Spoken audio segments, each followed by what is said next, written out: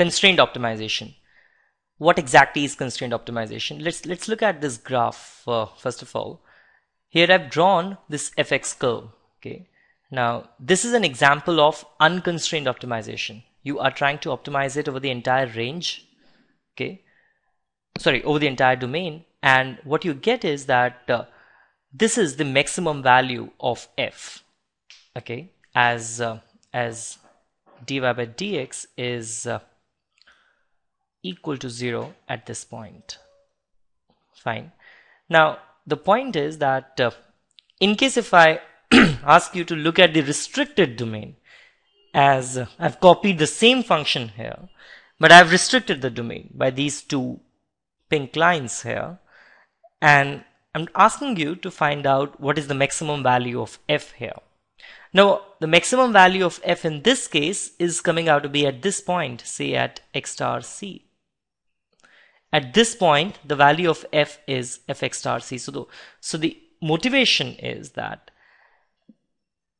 the solution to the unconstrained and the constrained problem may not be the same, okay, because in the unconstrained problem you are trying to optimize it over the entire domain of the function, okay, but in the constrained problem are constrained by a restricted domain, okay. You're trying to see that what is the optimal value of the function over that restricted domain.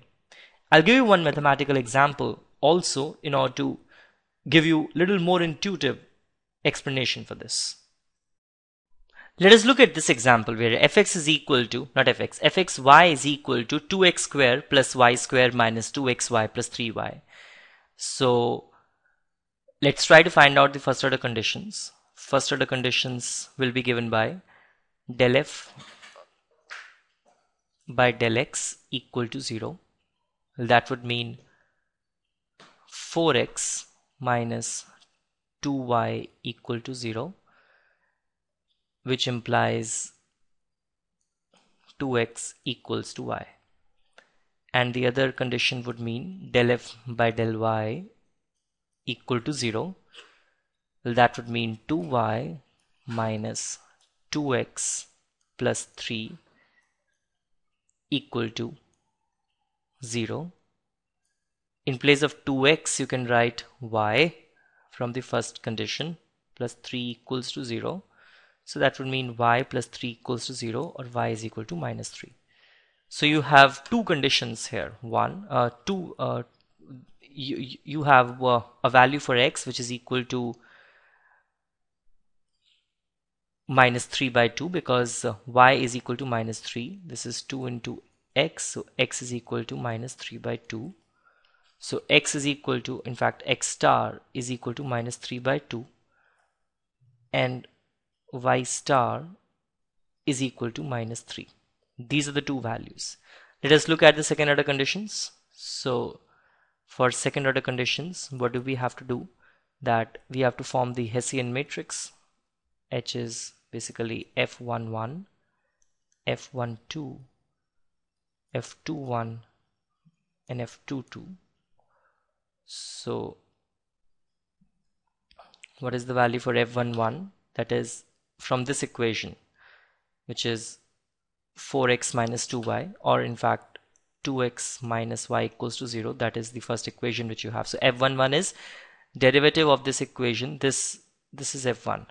Okay, so F11 would be derivative of F1 with respect to x. So that will be 2. Then F12 would be del F1 by del y, which is minus 1. F21 is the derivative of this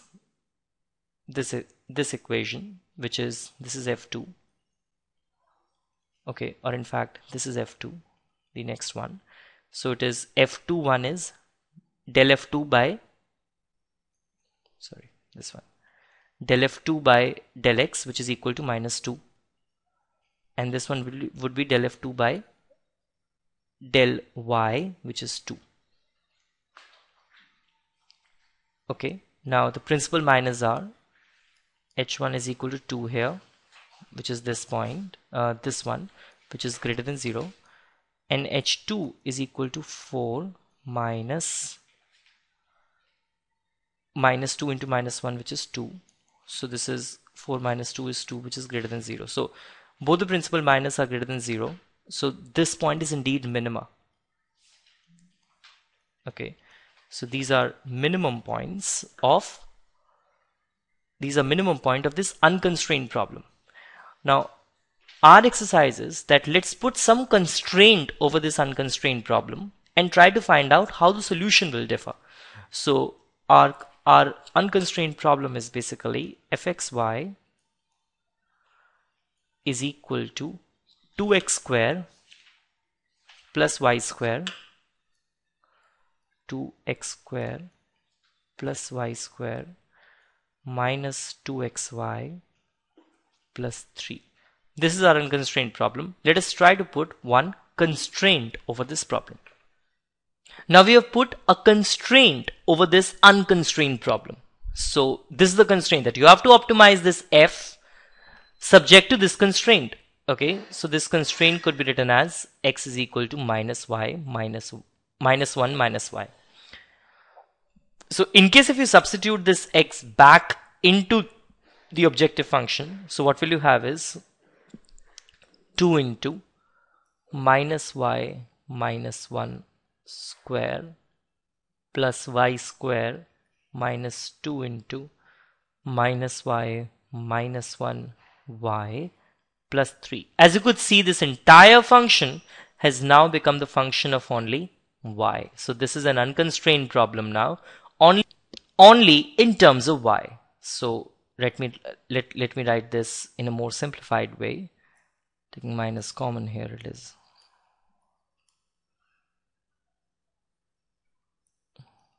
plus y square minus 2 into, again I've taken minus common here, so this has become plus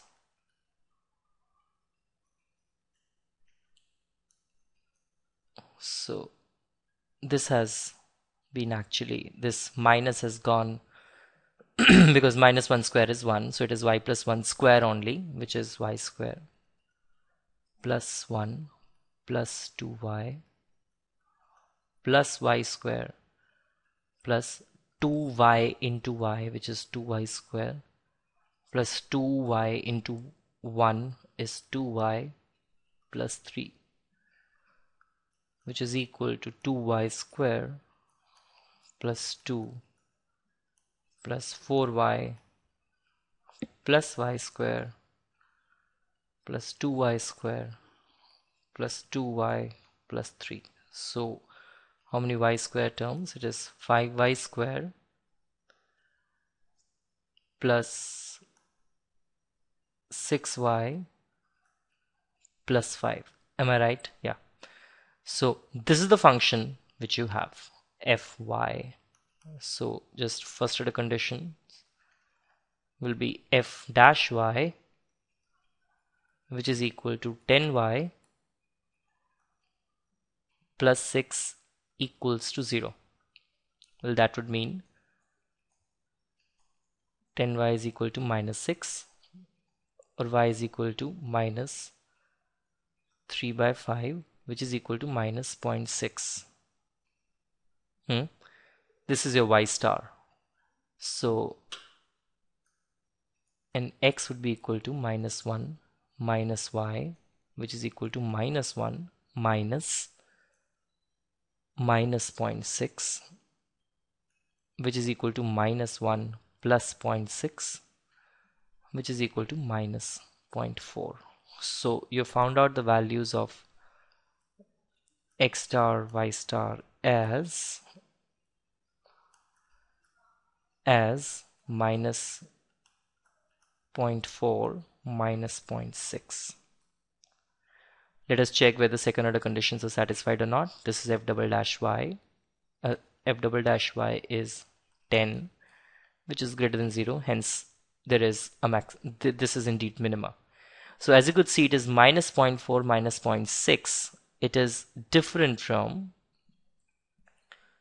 the values here, which is x is equal to minus 1.5 and y is equal to minus 3. So let me just write this in a different ink for you guys. So this is x star, y star, is minus 1.5 minus 3. Am I right? Or is it other way around? Yeah, that's right. Minus 1.5 minus 3. Let me write this as C here. This is a constraint problem. That even though this was a constraint problem and constraint have been substituted back into the objective function, this has become the unconstrained problem now. But still, the results are not same.